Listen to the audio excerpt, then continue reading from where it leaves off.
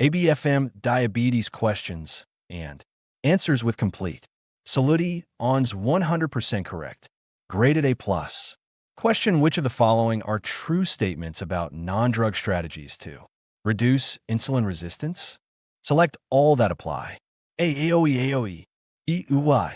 Reducing calorie intake can improve insulin sensitivity even without weight loss. C. Exercise enhances insulin function in skeletal muscles. D. Losing just 5% of body weight can significantly lower insulin resistance. I.e., patients without contraindications should be encouraged to do 30 minutes of aerobic exercise at least 4 aero 5 times per week. Explanation: lifestyle modification is the cornerstone of managing insulin resistance. Caloric restriction improves insulin sensitivity even in the absence of weight loss. Regular exercise improves glucose uptake in muscles for days after session. Moderate alcohol intake has actually been associated with insulin sensitivity, not increased resistance. Making be false. Question: what is the best neurologic screening test to predict the risk of future diabetic foot ulcers? A.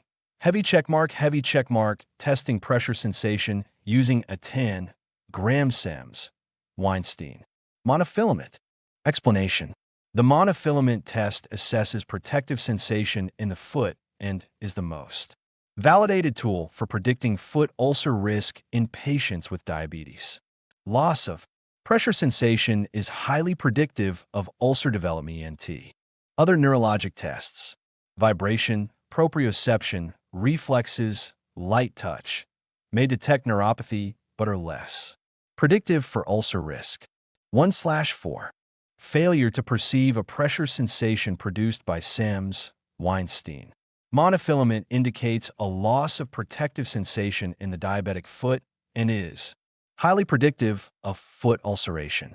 Traditional neurologic examination techniques for evaluating reflexes, proprioception, vibration, or light touch are highly subjective and less predictive of future ulceration. Which of the following lipid-lowering agents can worsen glycemic control? Mark: all that are true. Cholestyramine, Cholested. Ezetimibe, Zetia.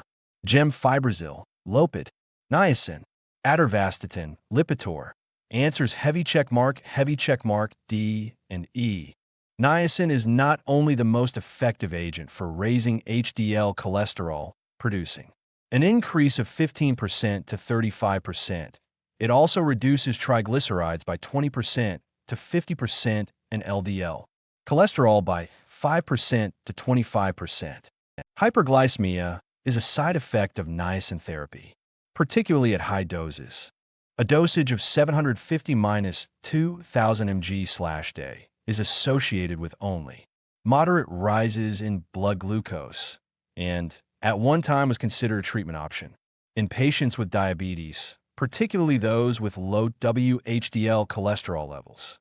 However, the recommendations for niacin use were changed as a result of the AIM high trial atherothrombosis intervention in metabolic syndrome with low HDL/high triglycerides impact on global health outcomes, which found no incremental clinical benefit from the addition of niacin to statin therapy in patients with coronary heart disease and LDL cholesterol levels greater than 70 mg/dl. Recent studies support a link between statin use and the development of diabetes mellitus. In a meta-analysis of 13 studies, statin therapy was associated with a 9% increased risk for incident diabetes. Another meta-analysis corroborated this result and found that intensive dose statin therapy was associated with a higher risk of new onset diabetes compared with moderate dose statin therapy. In 2012, the FDA modified 2/4 the package labeling of statins to include the risk of increased blood glucose levels and the development of type 2 diabetes. The benefit of statin therapy, however, outweighs the risk. It was estimated there would be one additional case of diabetes for every 498 patients treated for 1 year, compared with one less patient experiencing a cardiovascular event for every 155 patients treated for 1 year. A 58-year-old male with type 2 diabetes mellitus comes in during the early afternoon for his annual physical examination. His current medication regimen consists of insulin glargine, Lantus, 18 units in the evening, glipizide, glucotrol, 20 milligrams per day, metformin, glucophage, 1,000 milligrams twice a day, and a carbose. Precose, 100 milligrams 3 times a day. He suddenly becomes shaky, diaphoretic, and pale, and tells you he thinks it is because he skipped lunch before his appointment. Which of the following would be effective for managing this episode? Mark all that are true. Glucose tablets, a sugar cube, a banana, a soft drink containing sugar, raisins, glucagon. Answers heavy check mark, A and F. A carbose, an alpha-glucosidase inhibitor, inhibits an enzyme present in the brush border of the proximal intestinal epithelium that breaks down disaccharide and more complex carbohydrates. As a result, if hypoglycemia were to occur in a patient on an alpha-glucosidase inhibitor, reversal requires either the consumption of glucose itself, as opposed to complex carbohydrates, or the injection of glucagon. Which of the following medications can cause hyperglycemia? Mark all that are true. 3/4. Niacin, clozapine, clozaril, prednisone, spironolactone, ramipril, altase. Answers heavy check mark, A, B, C. Several medications have been shown to affect glucose homeostasis, resulting in impaired glucose tolerance and hyperglycemia.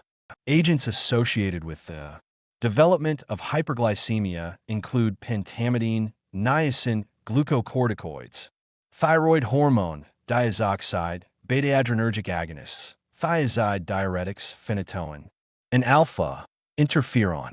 In addition, second-generation antipsychotic agents, particularly clozapine and olanzapine, have also been linked to the development of hyperglycemia and diabetes mellitus. Spironolactone 1 and ramipril have not been linked to the development of diabetes. In fact, in the HOPE Heart Outcomes Prevention Evaluation study, the use of ramipril, an ACE inhibitor, appeared to reduce the risk for developing type 2 diabetes mellitus by 20% to 35%. A 55-year-old African-American male sees you for a routine visit. His past medical history is notable for an 8-year history of diabetes mellitus and a past history of hypercholesterolemia. His current medications are atorvastatin, Lipitor, 20 mg/day, and extended-release metformin, glucophage XR, 1,000 milligrams per day. He also reports a history of peanut allergy manifested by lip angioedema and carries an epinephrine auto injector, EpiPen, but on examination, he has a blood pressure of 124/80 mmHg. His hemoglobin A1C is 6.7%.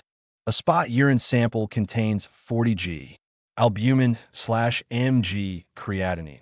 You see the patient 6 months later for a follow-up visit, and a spot urine sample has an albumin/creatinine ratio of 45 g/mg. Which one of the following would be most appropriate initially? Have a patient return in 6 months for a repeat urine test for albumin and creatinine.